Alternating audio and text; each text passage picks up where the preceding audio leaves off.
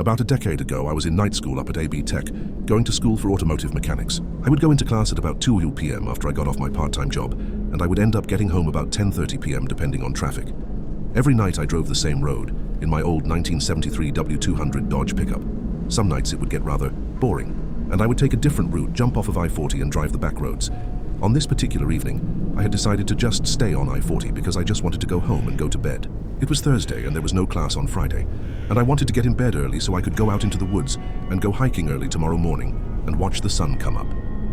As I jumped off of I-40 onto the exit where my parents lived, the night seemed to get darker, and none of the animals that I could hear through my rolled-down windows made any more noise. The cab of my truck became smaller and smaller, and my breathing quickened.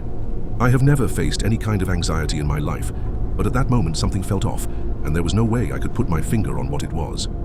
I came to a stop on the exit ramp, turned to go down the road, and I happened to notice that the gas station off the exit where Mom and Dad lived had no lights on. They were a 24-hour truck stop and always had lights on, but I didn't think about it again after noticing. I just chalked it up to the power being out, but I could not shake the feeling that something was definitely askew.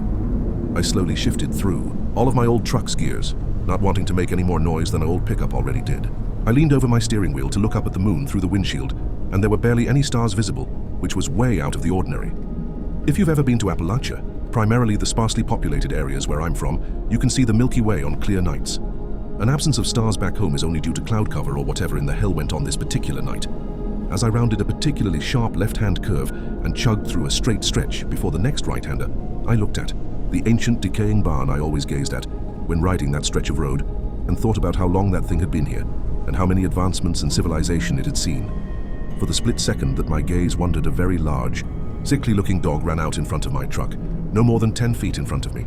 Old Betsy was a good truck, but she didn't stop well. Thump, thump. I heard the fence posts I had left in my truck bounce up out of my bed and then back into it as I slid to a stop.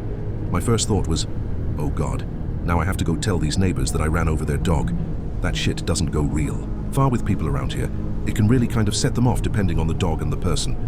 As I sat there breathing in the smell of burning rubber, something else found its way into my nose. The stench of rotting flesh. It's not a smell you ever forget once you smell it one time. I didn't pay much attention to it at the time. I just chalked it up to some rotting roadkill nearby. Finally, I thought to myself, let me go check and see who this dog belongs to. I pushed my clutch in, shifted to reverse, and as I looked in my rearview mirror, illuminated by the haunting glow of my reverse lamps, was the same dog, only it wasn't on 4 legs anymore. It had stood up, like a man well over 10 ft tall.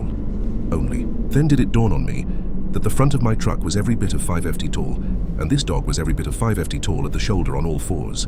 As it turned its head to look in the direction of my